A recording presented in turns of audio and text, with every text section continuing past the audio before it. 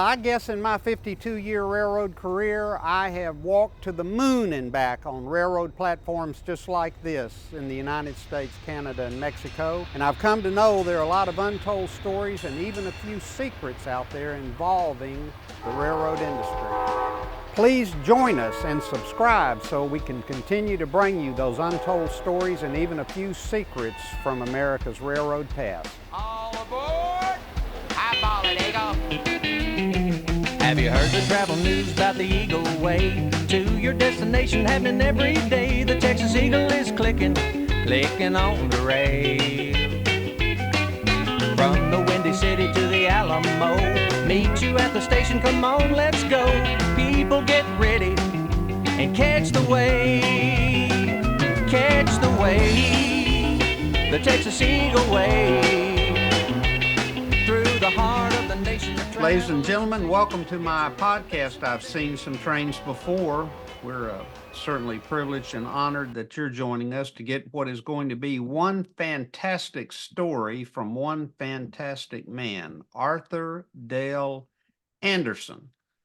And the title of his podcast, of our podcast together today, is From Information Desk Clerk to Station Master at Chicago Union Station. And the wealth of information you have, Arthur, is we're just grateful that you're putting it on the record for posterity, because this will all be lost to history if not recorded now. I want to introduce Art this way. Art and I became close friends. Believe it or not, there was a time when the only Amtrak representative between Little Rock and Dallas was me. And the only Amtrak operating manager on the operating desk at Chicago was Art. Right, correct. And now I'm going back to the days of Amtrak's Inter-American. This is prior to Amtrak's Texas Eagle service. So we're talking about 1974 to 1980-ish approximately. The point of the story is the Inter-American did not necessarily run over a friendly freight rail carrier. Exactly. In fact, I think you could say sometimes it was a hostile freight rail carrier. Correct.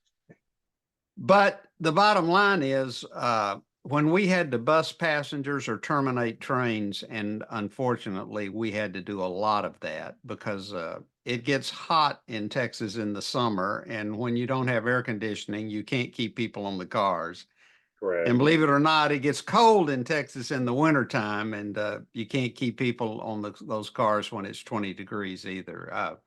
I'm alluding to the fact, Art, that those cars were battery operated, self-contained battery operated cars, especially for the air conditioning. And they had to average, those generators on those cars had to average 30 miles an hour to keep the electrical charge up. And we found out pretty quickly that averaging 30 was going to be difficult over our hostile freight railroad. Although Amtrak always referred to the freight railroads nationwide as their friendly railroad freight partners. Partners, yes, yeah.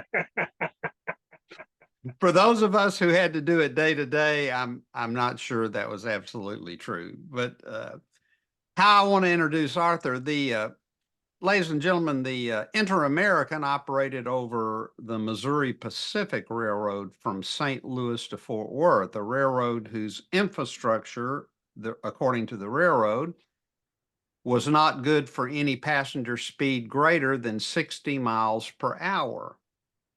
And Arthur and I became close friends one day.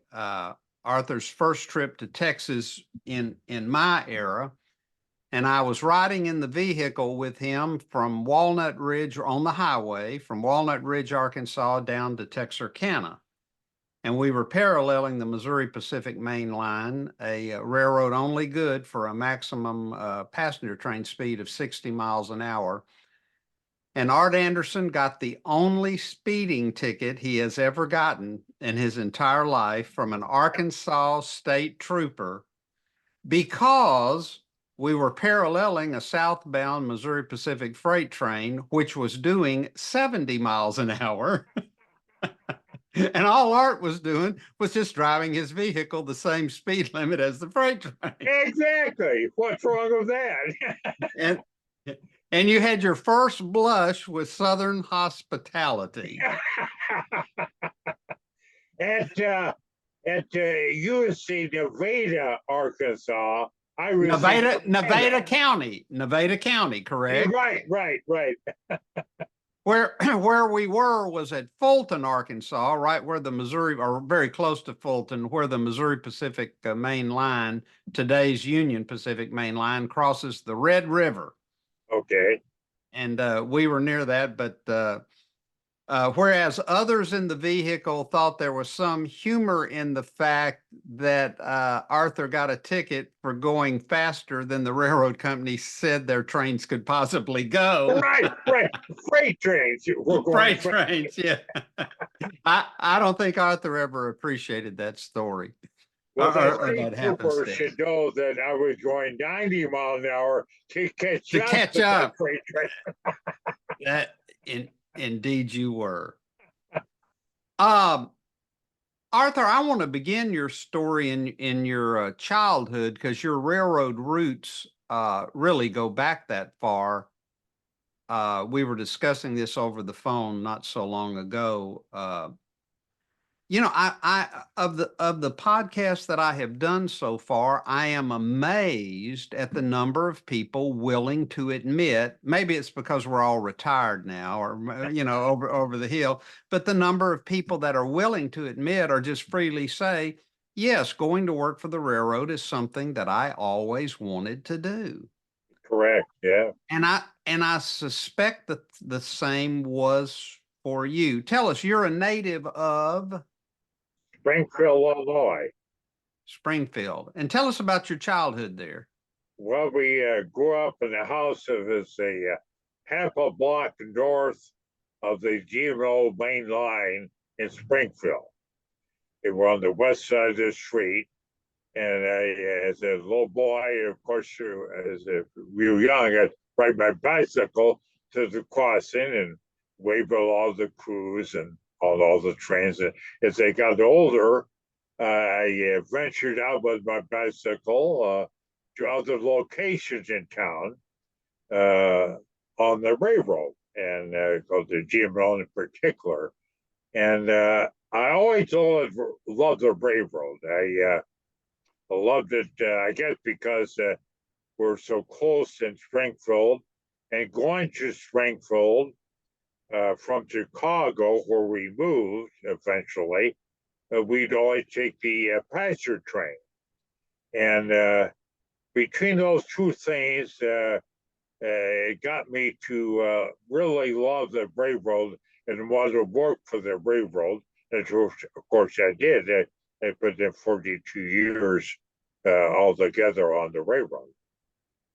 I'm interested to know. I'm willing to venture a guess that you probably ended up working with a few people you had waved to as a child or as a teenager at some of those road crossings. Well, that's exactly right. Especially the train crews, or more so than the engine crews at first.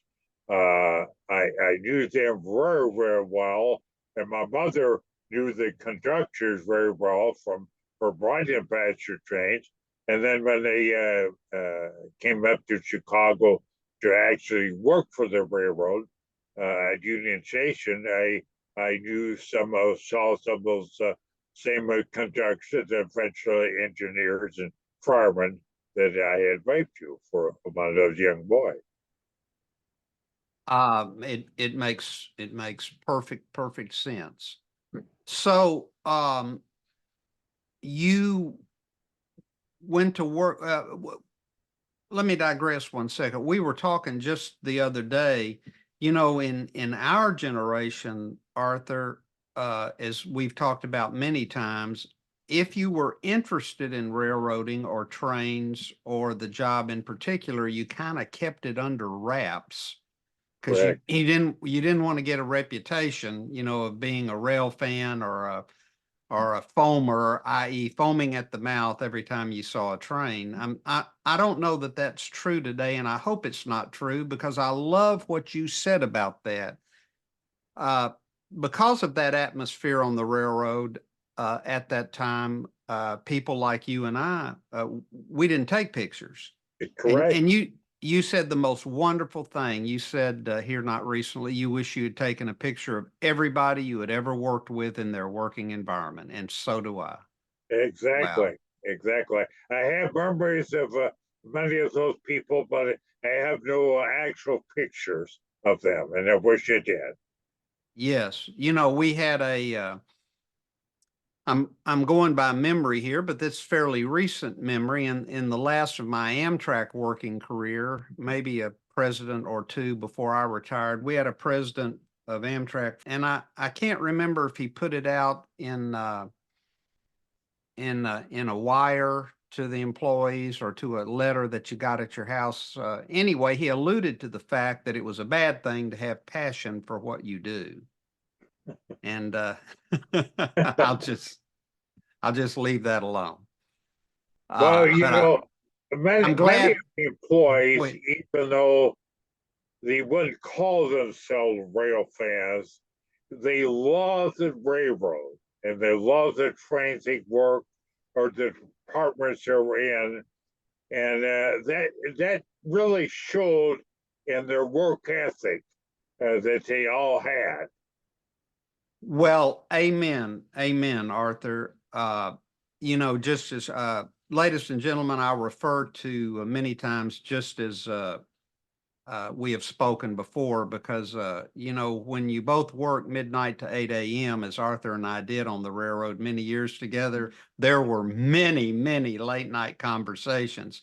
Yes, But I always said, the Pennsylvania Railroad had a marketing moniker, the standard railroad of the world, and just like we were talking about, the Gulf Mobile in Ohio, your childhood railroad, and the Texas and Pacific Railway, my childhood railroad, were not the standard railroads of the world, perhaps like the Pennsylvania, but they operated like they were. exactly. They thought they were. They Yes, thought they were. yes.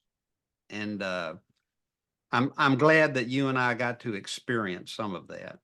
So tell me, all right. So you're 18 when you go to work. How you go to work for the railroad? How did that come about?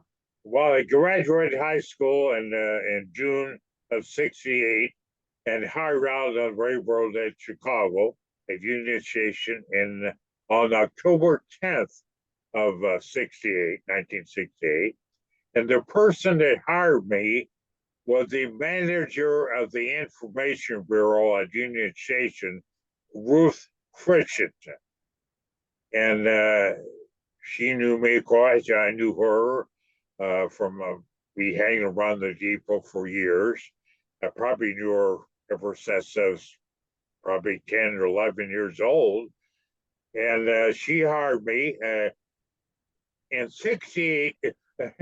It's funny, of the three only railroads at Union Station, and the tenant is the tenant that raised a big stink about their passengers not being accommodated properly by the Union Station Company.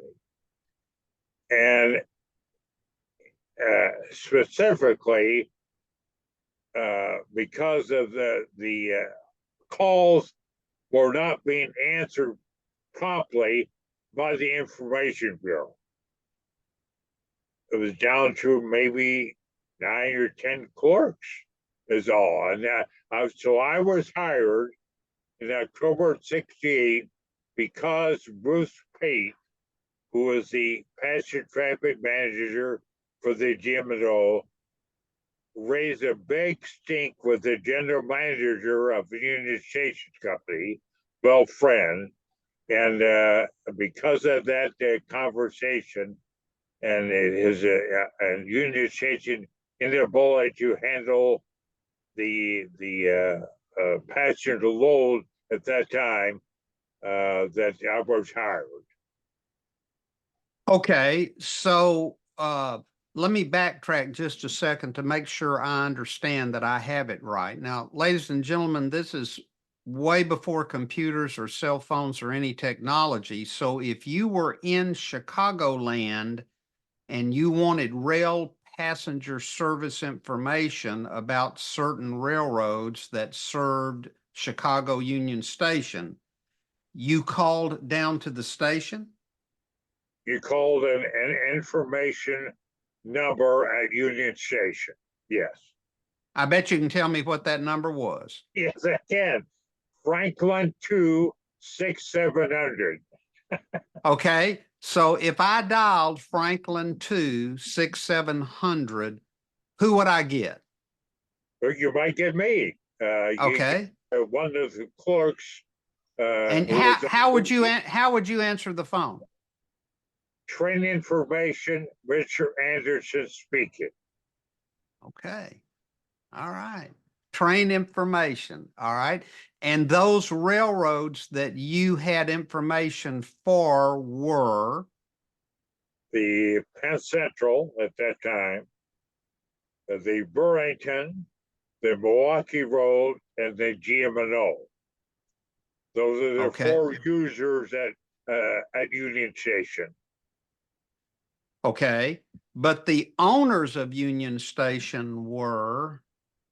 The Penn Central, the Milwaukee Road, and the Burlington. Those were the three owners of Union Station. With the GM&O being a tenant. Tenant only, yes. Okay, so the Pennsylvania Railroad, the Penn Central Railroad owned 50% of Chicago Union Station, and that was because of the Pennsylvania's heritage in owning Correct. 50%. Right. And then the Milwaukee Road owned 25%. Correct. And the Chicago, Burlington, and Quincy owned 25%. Correct. And the Gulf Mobile in Ohio was a tenant, you called it. Correct. Right. And that meant not an owner, but did Well, they pay? Did they pay to use it? How did that work? They paid to use it on a wheel count basis, but their service and their trains and all the bales they handled, everything was handled the same as an owner would be, as far as the station company was concerned. Okay, all right. And how was the hierarchy set up? I know you won't let me misspeak. The Information Bureau consisted of a private room on the third floor of Chicago Union Station, room 352. Correct. And then the public information desk downstairs. It was called the concourse. The concourse. Okay, Concourse, yeah. where would the information desk have been in today's Chicago Union Station? Where would the desk you originally went to work in, where would that have been located? Right under Canal Street, Okay, facing west. okay, Right. all right. And so was the information desk right under Canal Street, was that manned 24/7? No, 7 a.m. to 11 p.m. in my day. Okay, all right. And what types of duties occurred as an information clerk on you were a Chicago Union Station employee? Correct. At the CUS, Chicago Union Station Information Desk. What did you do? What were your duties at that day? I'm sure you must have had. I'm sure there was not a whole lot of slack time on that job. No, there wasn't. Especially first track. Second track might have a little more slack time, say between 7 and 9 or something like that, but certainly not first track at all. and you were expected to give out all information that the people that approach you, reading tickets if they had the ticket, getting out information as far as the track is concerned, what the labor was, all connecting service to other lines. We had an official railroad guide, which we called the Bible. Right. It was a thick book, 500 or 600 pages in my day, of all the connection lines around the whole country, Canada and Mexico, and you were expected to either know everything or look it up. The Armstrong method, meaning you took your right hand and you made movement with it. The Armstrong method. Okay. Exactly. All right. I'm just amazed by that. That desk, well, we know it was there in 1968. How many more years did that desk survive before technology made it obsolete? Well, last year, into Amtrak, I wasn't there, but into Amtrak, maybe 72 or 73 at the latest. And then Okay. Amtrak took over and they had their own information, ticket office and information desk, whatever. And the rest is history, so we say. So you actually paged people from that information. You could actually call into Chicago Union Station and ask for someone to be paged. Correct. Is that wow? People would come up to the desk, visitor, and they didn't see the arriving party, for instance. They said, "Will you page so and so?" And we would.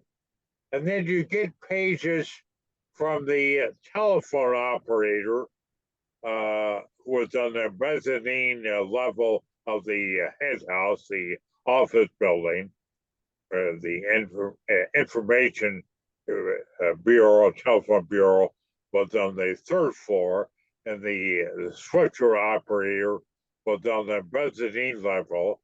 And you get pages from her. People would call her and have a message, and then we would page a person, and she would hold the message at the switchboard. If the passenger responded to our call, a page, then we would call her and get the message that people had left. Call your brother-in-law, or your party at your workstation, or whatever it might be. Wow. And did I also understand you to say you also had to be conversant in gray line tours of Chicago and eating locations and times Yeah, and eating locations. Of course, we had many restaurants right in the depot itself, operated by Fred Harvey, and then bus connections, many bus connections from the Russell's Guide, for instance. We look up bus schedules, and some of the bus schedules, the buses were actually, the railroad tickets were actually honored by the bus companies. It might be a small company, it might be a large company like Greyhound Trailways. Is in the transfer timetable. The bus would honor those railroad tickets, and the ticket offices would issue a ticket to a destination, partly by rail and partly by bus. And those tickets were authorized by the rail motor tariffs that we had on file. By the rail motor tariff. rail motor tariff. I don't think Correct. I've ever seen one of those. Okay. Yes. Yeah, we Wow. had a lot of tariffs upstairs and in the concourse itself. We have the Chicago rate sheet. We had Chicago West, Chicago East, Southeastern Territorial, Southern Territorial, Western Territorial.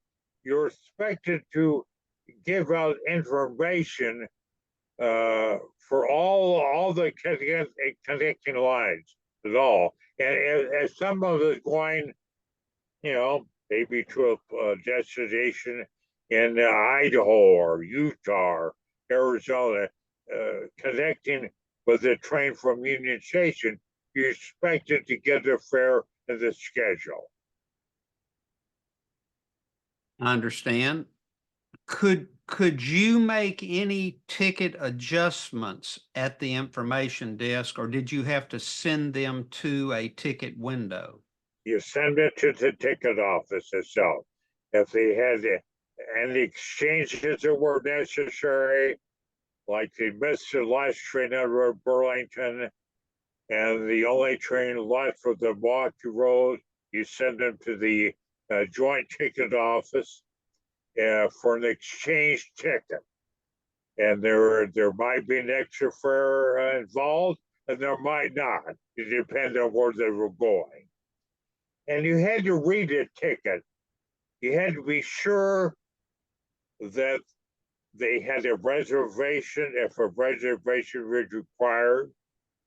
You had to be sure that the special service charge was assessed properly, the reserve seat charge was assessed properly, because an agent in, say, Texarkana on the Brazil Pacific might not realize that there's a special service charge involving that train that they're connected to. You send it to the ticket office to have that ticket enhanced to a special service charge, reserve seat charge, whatever it might be.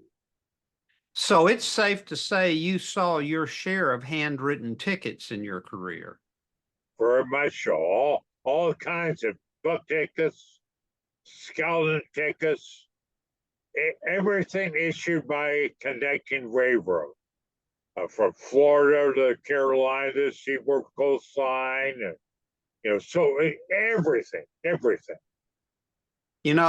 I wear it with pride today because I'm that last of this generation that will have it. But I often say, and it's if you can see it on this finger, that's my ticket writing corn right there. From right there, from the number of handwritten tickets. Yes. In the early 70s, in my early Amtrak career, that I wrote, because there weren't computers yet. No, there weren't. So, And mentioned book tickets, skeleton tickets. As an example, most railroads had book tickets, but some railroads had what we call skeleton tickets. They're long coupon ticket, maybe 3 or 4 feet long, depending on how many connections and railroads are involved. And if they're going to California on the California Zephyr, there were 3 railroads involved out in Chicago. A lot of the low ones they may have connected to Chicago from. The Burlington handled the train from Chicago to Denver. The Rio Grande handled the train from Denver to Salt Lake City, and the Western Pacific handled the train from Salt Lake City west. So right there, you had 3 railroads involved. So and 3 tickets. You're right. So a scouting ticket could be, several feet long, for instance. And the GMO was one of the railroads that never really adopted book tickets. They always used scouting tickets.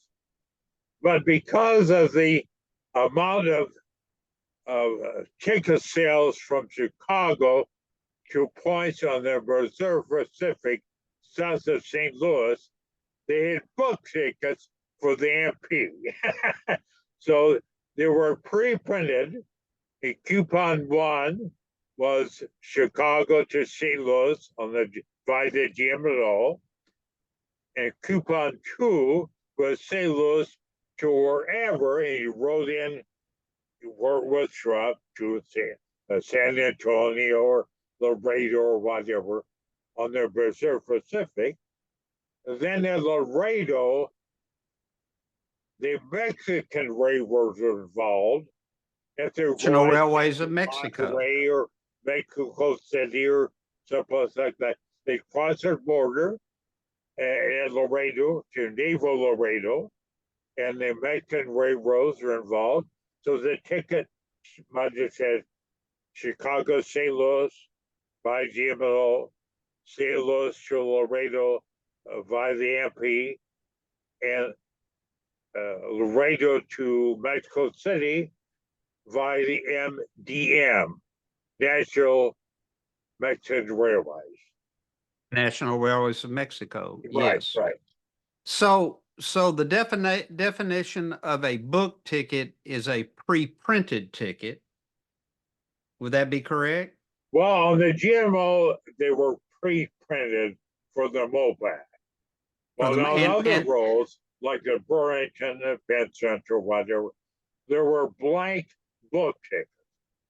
2 coupons, 3, 4, 6, 1. But how many ever coupons are involved? And you hand wrote the ticket to a destination. Okay. All right. Then if you'll educate me, then what's the difference between a book ticket and a skeleton ticket? Well, the skeleton ticket was in that book ticket. It was, 3 or 4 or 5 feet long, and you stamped in the junction point locations: Chicago, St. Louis,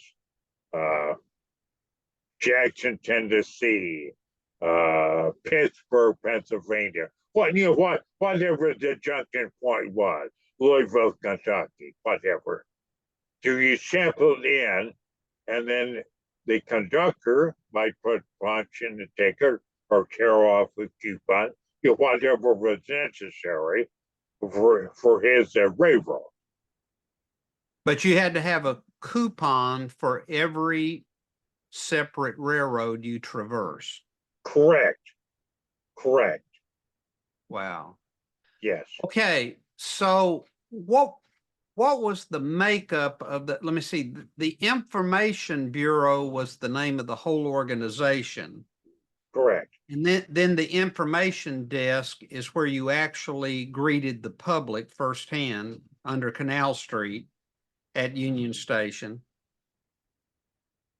Could you work those jobs equally? I mean, is one day you might be on the information desk and then the next day you might be in room 352 where the bureau was located? Well, everybody would start work in the bureau upstairs in room 352. You sign in on the sign-in sheet. You had no time clock. Right. Everybody signed their name, and when they started, it was on the honor system, And Right. then you either, let's say you started at noon, for instance. You go and sign in, and you sit down in an open position upstairs and start handling calls with your headset and your timetables that you made out. All 4 timetables of the 4 railroads, 4 usual railroads, you actually made out. You put your own notes in those timetables, your own rates, your own information. Everybody's timetable was different, but at the same time, everybody was the same. You customized it, you tailored it to your own working needs. Exactly. And some did you clerks, go ahead. Did you tell me that there was a large chalkboard in that room that had the arrival times of all of the trains in Chicago Union Station? Whereas if you're in room 352 and took an incoming call from the public, you could glance up at this big chalkboard and say, "Yes, ma'am, that train arrived at 358, track 18." Exactly. Or Wow. expected. So always, we always said due and expected. A That's train is right. due at the same time every day. It is expected at certain time or it's on time or whatever, you know. And that was on the west wall. On the north wall in chalk were all the rates. If somebody was going to Breckenridge, uh, North Dakota, Breckenridge, Minnesota, on the Burlington to the Great Northern, for instance, you look up on the north wall, and all the rates were pre-printed on those on the wall with chalk. So you read out the first class, coast, one way first class, round trip first class, round trip coast. Everything was on the board Okay. by Wow. chalk. Yeah, Wow. So this really was an Armstrong method operation. I, correct. Yes, yes. Ladies and gentlemen, I want to tell you a story that didn't mean anything to me at the time. I came out of the operating ranks into passenger services out of Texas and Pacific Railway operating ranks into passenger services for Amtrak. But when Art and I first began to know each other, he was talking about some of the quirky things that would happen to him at the information desk at Chicago Union Station. And one of those things was he said, the public can't pronounce its names. The names necessarily of cities. And he said, we have one in particular down south, Flomaton, Alabama. And he said, the public invariably comes up and asks for a ticket or schedule information to Flomation, Alabama. Well, Correct. that story didn't mean a whole lot to me, except for the fact that it wasn't very many months or perhaps even weeks I was in passenger services, and that first person came up to the window and said, "Do you have service to Flomation, Alabama?"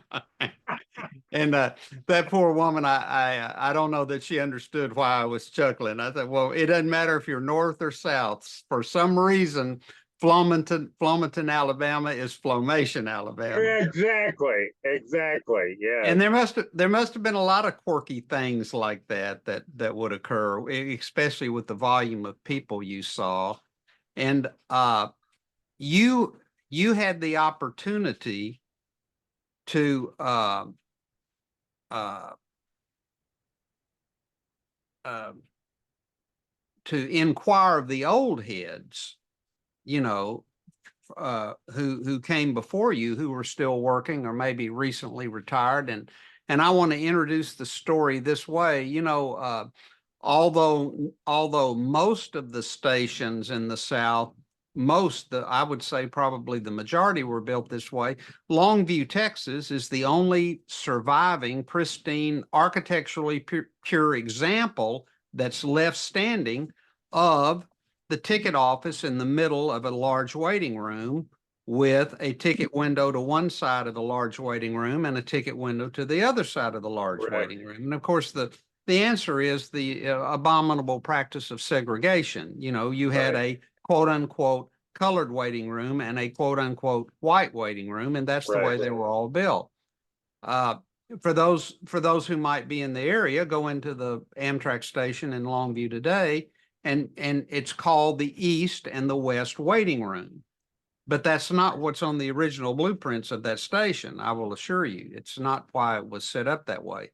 But tell us what the generation before you told you about Code Brooklyn and the usage of the term Code Brooklyn. Well, I have Monday's choice, they were told to me by old hands. And one of the stories was called Brooklyn. If a black passenger approached the ticket office and wanted the coach seat for Birmingham, Alabama, for instance, they went through Louisville across what we called, or what was called then, the Mason-Dixon line. And Cincinnati, Louisville, St. Louis, just to name a few, from the north to the south, we'll say. And if you wanted a coach seat reservation, you went to a Pullman window in the ticket office, because those Pullman windows were the only windows that had phones for the reservation bureaus that usually Okay, wait, I want to make sure I understand, and for our listeners, if you wanted a reservation, even a seat reservation, you didn't go to the GM&O ticket window or the Pennsylvania ticket window. You went, or Milwaukee Road window, you went to the Pullman windows because they had direct lines to the reservations bureau. Correct. And it was a joint ticket called a joint ticket office. So there were no GMO windows and fancy windows and so forth. Oh, that's So right. Okay. it's all Okay. coach and suburban tickets and Pullman accommodations. Those are the two categories of windows. And if you wanted a coach seat reservation, like on the south end to Birmingham, Alabama, even though going coach, you wouldn't go to a coach and suburban window, you'd go to a Pullman window because they had phones to the reservation bureau. And that's how that's where you would use the term Code Brooklyn? Right, exactly. That the old head ticket sellers would use that term, because then they call the Pennsy Reservation Bureau for the South End, and they say, I need one coach seat or two coach seats or whatever from Chicago to Birmingham for whatever day, maybe that morning or a week from now, whatever it was. And you give the reservation bureau the ticket number because you're actually selling the ticket on the spot. So the reservation bureau would put the ticket number in the diagram for that coach from Chicago to Birmingham. But it's passenger being black, you give them the ticket number, of course, like any passenger, but you'd also tell the reservation bureau, put that under my code Brooklyn, and you give them a number, say the ticket number. And that meant if it was a black passenger, that you didn't want them to have to change cars at Louisville from the integrated coach to the segregated coach. You want them to be in the proper car out of Chicago. So they have, as we would call, seamless service, But that's the term that's used. So actually, Code Brooklyn did a positive service to the traveler. Well, it really did. The railroads were required to segregate certain equipment and destinations and so forth. The Jim Crow coaches. Yeah. Jim Crow South, Jim Crow coaches. I'm sure that's what the segregated cars were in the South, Jim Crow cars. Exactly right. Yeah, exactly right. So the railroads have made it work for themselves. If you put it under quote unquote my code Brooklyn, then that black passenger did not have to transfer from an integrated coach to a segregated coach once they got to a southern city such as Louisville. Correct. And of course, the passenger supposedly, unless he was a regular rider, maybe he did, but the passenger wouldn't know what the reservation bureau was doing.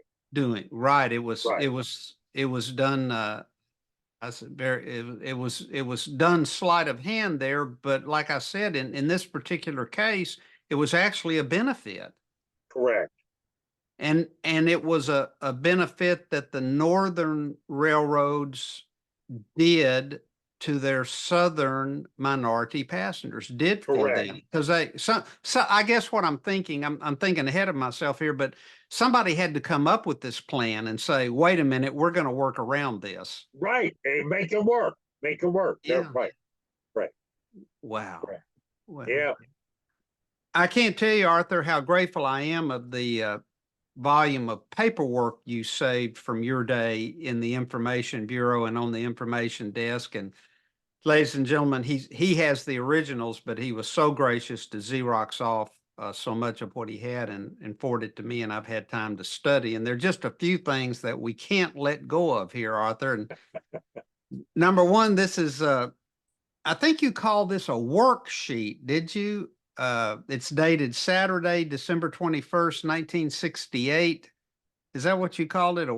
A Chicago Union Station worksheet? A work order. Work order. I'm sorry. I had a work order. But Yeah. you know, I can't leave this alone. It's, ladies and gentlemen, it says, let me make sure I can find it here. Here we go. Item C, Burlington number 4 will have express car Seaboard Coastline 4257 accompanied by guards. Car delivers to the B&O Railroad for departure in their 3:40 p.m. train. Now, Arthur, you know I can't let that go. Why in heaven's name would there have been a Seaboard Coastline express car as far north as Chicago Union Station being interchanged to the B&O? That's question number one. And question number two, why did the Information Bureau even need that information? So question number one first, what is this about? Well, it was all top secret there. Top secret. Number 4 was the old Exarban Zephyr overnight from Lincoln and Omaha, Nebraska to Chicago. The Oxarben? Exarban, Nebraska spelled that's backwards. Exarban, and that is, I see, not that is how it's pronounced. I'm not used to hearing it being, yeah, the Exarban, Nebraska spelled backward. That's okay. Go ahead. That was Burlington number 4. Number 4, yes, yes, and I think. And where had it originated? I think in Omaha. I'm not sure the origin. I think Omaha. The Burlington operated the car on a freight train or special switch or whatever from wherever it was to Omaha. I think it was Omaha. Might have been Lincoln, but I think Omaha. Then he came into Chicago, and at Chicago, the Burlington would deliver the car to the B&O, maybe Grand Central Station, maybe to the Lincoln Street Coachyard on the B&O, wherever they wanted it, wherever it was supposed to be delivered to. And the reason that the Information Bureau acknowledges that. Now wait, you have to tell us now. Don't leave us hanging. What in heaven's name was in that car? Or did you know? How come it had armed guards? Well, what was it about? We didn't know. We can surmise it was something to do with top secret Army information. And of course, the Cold War was going on then, and so it was fairly common for this car to operate. And sometimes it would say instead of express cars, say atomic energy car, Oh, and sometimes express car. I don't know if they weren't supposed to say atomic energy and they did for some reason. I really don't know. But the car operated through Chicago to the B&O, and that's a whole nother story. How we delivered cars in those days to connecting railroads. Rail cars were very, very common. Business cars, private cars, and in the day before my time, Pullman sleepers oh from the yes. New York Central to the Santa Fe, or from the Pennsylvania to the Santa Fe, whatever it might be. It was very common for the deliveries between railroads. So, so there would have been an amount of time where Seaboard Coastline Express Car 4257 sat in Chicago Union Station proper. Correct. Did you ever personally see the guards who manned these cars? Were they in evidence? Were they in hiding? Were they They were on the car all the time, okay? accompanying the car, and they might be on the platform to guard whatever contents were in the car. I remember, the guards in this car, but I also remember when the Broadway Limited would come in, it would go on track 28. And first out behind the engines, the road power, was the railway post office car, RPO car. And it was very common for post office guards to meet that car in Chicago on the high platform of the rail terminal just east of track 28, station track 28, because that car would have registered mail, coins, money. There's a mint in Philadelphia, a mint in Chicago, I don't think it was, it might have been Chicago. Denver had a mint. Right, San Francisco had a mint.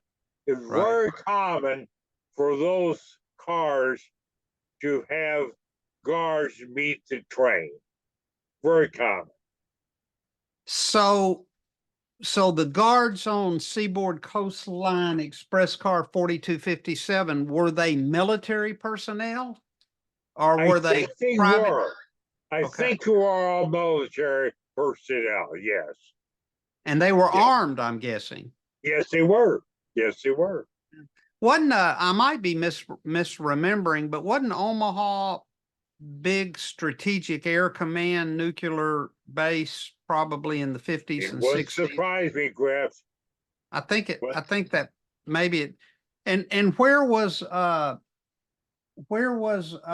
B&O it doesn't give a train number, but where was the B&O Railroad 3:40 p.m. train going to? Do we That was know? number 6. They were at Capital Limited. Is Okay. going to Washington, D.C. And that's where the car was going. And they were connected Washington on south on the Seaboard coastline, RVP Seaboard coastline. I don't Got know it. where the car went on the Seaboard, where there's Camp Lejeune, maybe North Carolina. I don't know where it went. Got it. Okay, so why was it necessary for the Information Bureau at Chicago Union Station to have that information about an armed express car? Well, it wasn't specifically for the Information Bureau. The work order was put out every day by the station master's office. And every day, all trains that had something special involving either extra coaches, or extra pullmans, or extra diners, or tour groups, or student booths, or whatever it might be. And this is one of the special moves that the Burlington had on their number 4 for in this case an armed guard express car connecting delivering doing a connecting railroad. And the work order went to all CUS employees? Well, many employees got the work order. Many employees. Okay. In the information desk, we got one downstairs and 2 upstairs. One for the supervisor and one for the manager. Okay. And on this same day, Saturday, the December 21st, 1968, there's a notation, Burlington number 52 will have business car Yellowstone River on rear, deadhead, car to be set in Union Station afternoon of Saturday, December 21, 1968. Pending departure in Burlington train number 51, same date. Correct. Okay, of course, that was a railroad business car. Right. My question again, the same. Why would that deadhead move been important information to a CUS employee and or the Information Bureau? Why Well, would, two reasons. One, what I said before about every special movement that every train had went on the work order, regardless of what it was. And as far as the business cars concerned, is highlight all business cars were highlighted with BC, business car. yes, You see that. I see it. that I would see be it in the margins. Yes. Right, correct. That was because the operator, telephone operator at Union Station Company, had to know about business cars because when the car was sent at the post, it had that Sitting on the station track at the bumping post. right, Okay. hooked up with a telephone connection, and the occupant that car might yell operator, and she would answer. She had to know as an authorized move. Someone was calling from that town line, we'll say, from the post to her switchboard. Okay, and so she could just glance at the work order and Correct. see, well, yes, Yellowstone River is there. Okay, that brings up another question. Did Chicago Union Station have a designated business car track? Or did business cars just get placed according to where their railroad companies wanted them placed, or the Union Station wanted them placed? Well, there were several station tracks that were equipped with electric, steam. All tracks had steam and electric, but telephone connection, water, so forth for actual business cars. And Station Track 4 had all the equipment. So it was common for Station Track 4 to be used for that purpose. But several other tracks had ability for business or private cars. And Station Track 26, for instance, there's a pocket between the posts and the track, what we call the tractor crossing. They come out of the mail terminal up the ramp 24, 26, and go across that tractor crossing to have access to Station Track 28. So that pocket between the post and the tractor crossing, about 1.5 car lengths, I guess you'd say. And it was common for a business car to be put in that pocket also. Okay. So, and by the way, I don't know about today, but certainly as late as the middle, you know, the middle 2010s, 2012, 2015, that tractor crosswalk was still there. You could still do that. I have walked across that spot, so I there's a chance it's still there to this day. I think it is still there today, yes. There I used to can, be an interlocking signal yes. for the crossing, and the station master, unlike the tower who controlled all the other interlocking signals, the assistant station master, AK-28, controlled the interlocking signal at the crossing, and all trains that back in they were heading in was stopped at the crossing. But as that signal was displayed restricting, it meant to come all the way to the post. And the Harrison T Tower train director would put on the telegraph machine if a train was coming into track 26 to the crossing or to the post. And as an indication to everybody, mail people, the assistant station master, everybody involved, that the train might be blocking the crossing. And the telautograph, am I saying that correctly? Yes, The telautograph machine is a machine where you could place your hand and do cursive handwriting, and that would automatically appear at other remote locations on a piece of paper. Is that accurate? correct. There were 3 sending units, one at Harrison Street Tower, one at Light Street Tower, and one at the DB Telegraph Office. And they used to say that when you write on that machine, it came out scribbly, very hard to write. No, that's not correct. If you had good penmanship, it came out good.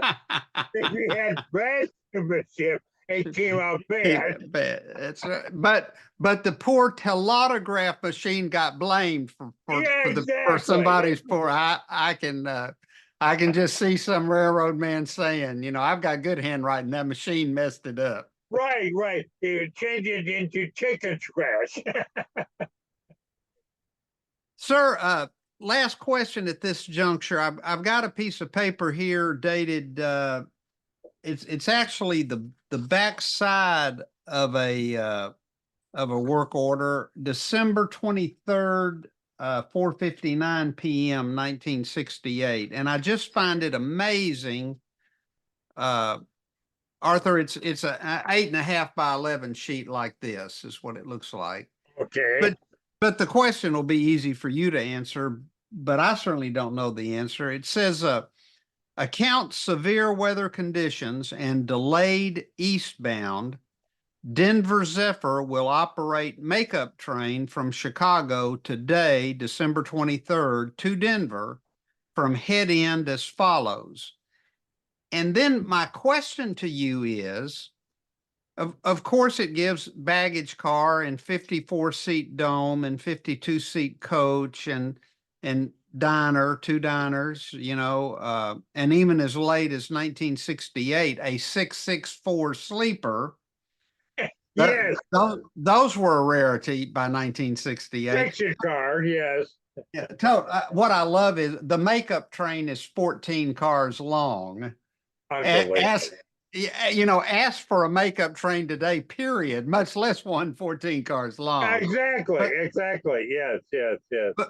But my question to you is, I'm just intrigued by the fact, you know, that it says baggage car and dome and slumber coach and total cars and all that, but it gives the names of the cars. The baggage car, Silver Express, the dome coach, Silver River, the dome coach, Yeah. Silver Vision. the 664 sleeper silver flower. Why was that time? I mean, wonderful, wonderful interest to rail historians such as you and myself and many Right. others. But Right. why would some mud hop, meaning yard clerk, who was taking train inventory on a P, why would they have been that specific? Well, in those days, everybody associated with the passenger trains, well, let's say it was a passenger train environment. And everybody associated with those passenger trains had a job to do and knew what to do. Right. So the yard clerk on the Burlington knew what cars were in the yard. The yard manager knew what cars in the yard. The Burlington Passenger Traffic Department knew what cars in the yard. They wrote down on the piece of paper what cars was going to be on that makeup train, and everybody had knowledge of that. And the passenger department would give a copy to the station master, and the station master would, because it deviated from normal operation, the station master would put that on the daily work order. So everybody knew, the red caps knew, the pasture agents knew, the station master, the information bureau, everybody knew, everybody. I just find that remarkable. And ladies and gentlemen, as an aside on editorial comment, that another thing my dear friend Arthur and I have spoken about many, many times over the years, we're not talking about somebody else's lifetime. We're talking about in our lifetimes, 3 and 4 hour late long distance trains were unheard of. Not Yes. that it didn't happen. It happened No. because of weather or by accident or whatever. But today's measurement of 3 and 4 hour late trains, 2 and 3 hour late trains, this, well, it's that late because it goes across country. Well, let me tell you, there was a time in the not too distant past where that was the exception. The rule was, if not right to the minute on time, certainly within a half an hour. Well, that's exactly right. And again, everybody was involved. Certainly the train and engine crews of the particular train, but everybody, the dispatchers, the superintendents, the train masters, trackmen, signal managers, everybody was involved and relished the operation of the passenger train. That was keen on all railroads. All railroads. Some railroads more than others, but all railroads. Give them a T&P job, whether they deserve it or not. Exactly. Exactly right. Yeah. Arthur, okay, so we've got the information desk, we've got the information bureau. The hierarchy of Chicago Union Station, there was a general manager of the station, correct? Like Correct. railroads had general managers. Right. Chicago Union Station had it. I guess he was God with a little g. He was the top authority. Exactly. He was the top guy of everybody in the station. Right. Who were his direct reports? Who directly reported to the general manager at Chicago Union Station? Well, the station master, the joint ticket agent, the county department, the chief engineer, baggage and mail agent, chief of police.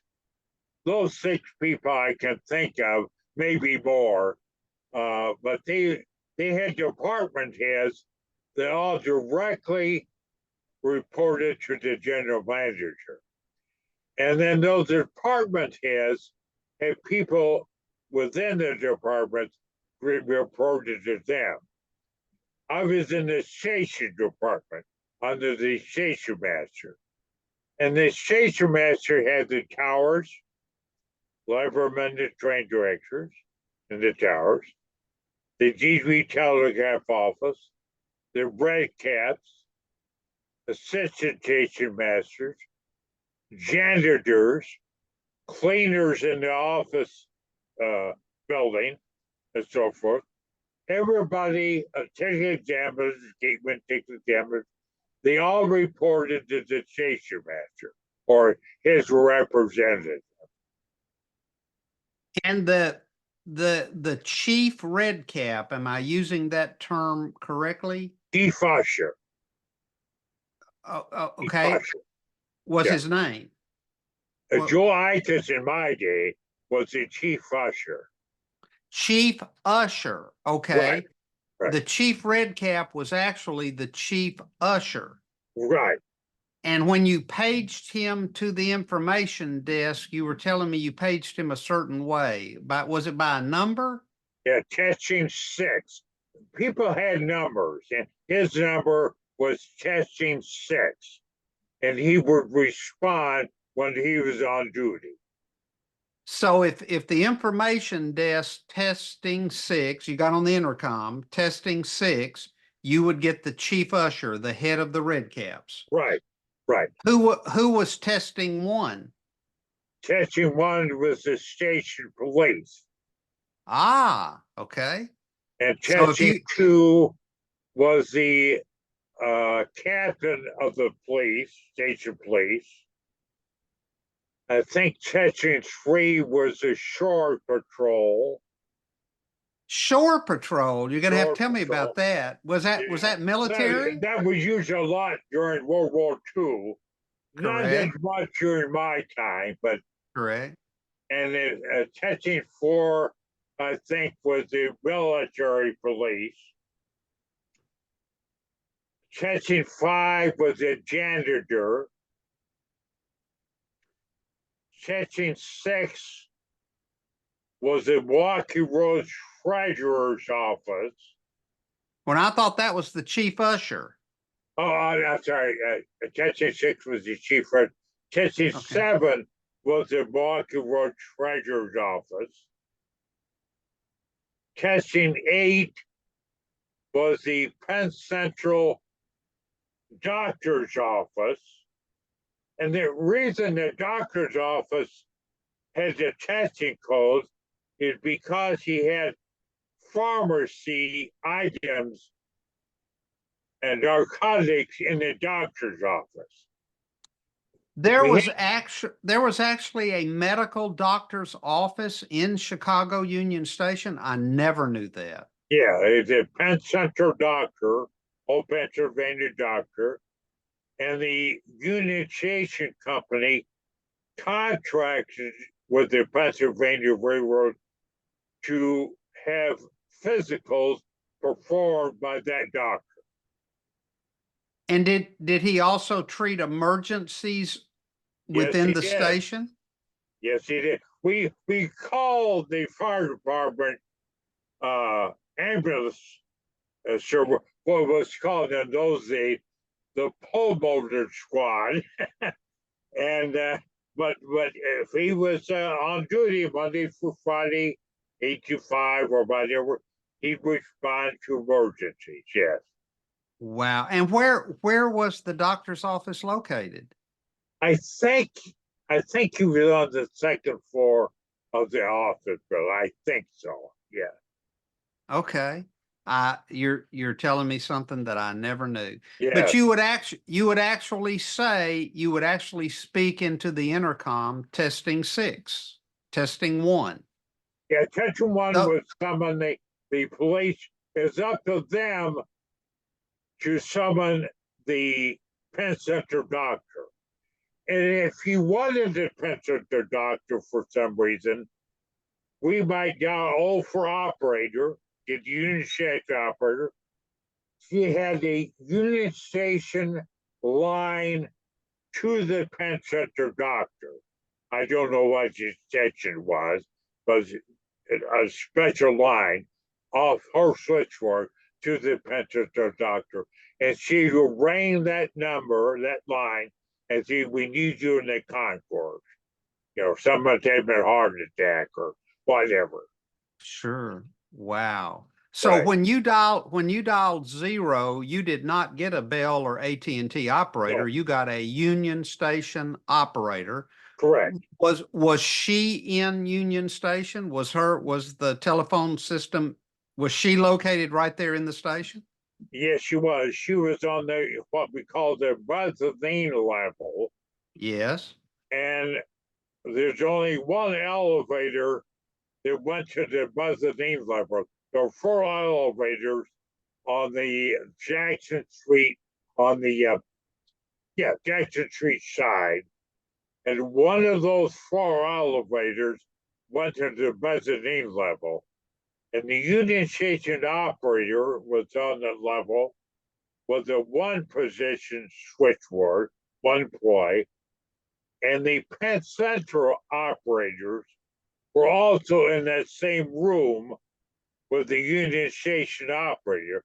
And I think that Pennsy had 4 position switchboards operators, four operators on duty at one time. Wow. Yeah. It's like a small city. Exactly. Between Fred Harvey, the drugstore, restaurants, the doctor's office, the switchboard, everything. It was just like a city. Yes. Well, that begs another question here. Why was it important? I'm looking through some of the invaluable paperwork that you sent to me. Why was it important for the Information Bureau or the Information Desk to know the Fred Harvey restaurant hours in Union Station? And let me tell you, they listed them: the Gold Line, the Harvey House, the Cross Country, the Coffee House, the Coffee Bar, the Bakery Counter. Why was that necessary for you to know the hours of operation of those places? Well, a couple of reasons. First of all, at the information desk, you were required to know everything, not just train information, but station information, connecting lines, bus information, hotel information, everything involving Chicago and Union Station in particular. And if Wow. a passenger came up to you, or visitor, whatever, came up to the information desk and wanted to know about the Gold Line restaurant, you had to know what the hours are and if it was open. This is Christmas Day and Christmas Eve, Christmas Day and New Year's Day. All the restaurants that were open those 2 days. Normally, their hours were, whatever they were, maybe 7 a.m. to 11 p.m. or whatever it was. But you were required to know all the restaurants that were open specifically for the holidays. Wow. Okay. And speaking of the holidays, Yes, you sir. had the Burlington and the Milwaukee Road each had a choir. And they were Choir. and they were sing on risers in the main waiting room under the Christmas tree. You mean the main waiting room that has been named the Great Hall that it never was, but you're talking about the main waiting room of Chicago Union Station. Exactly Okay. right. So the Burlington and the Milwaukee Road had choirs. Is that And choirs? Yes. how many people? Was it like 50 people or 2 people or? Well, probably 40, 50 people in each group. Yeah. Yeah, Well, I bet it was lovely. I bet it was really Christmas entertainment. it really was. They sang Christmas carols and so forth, and each we had was on the work order, of course, 4 or 5 times a day for several days. Whenever the choirs would sing "Walk Over to Burlington," and you were to refrain from making all announcements while the choir was singing. Isn't that something? Unbelievable. Yes, That's yes, that's giving them a TNP job, brother. yes, yes, yes, Wow. yep, yep.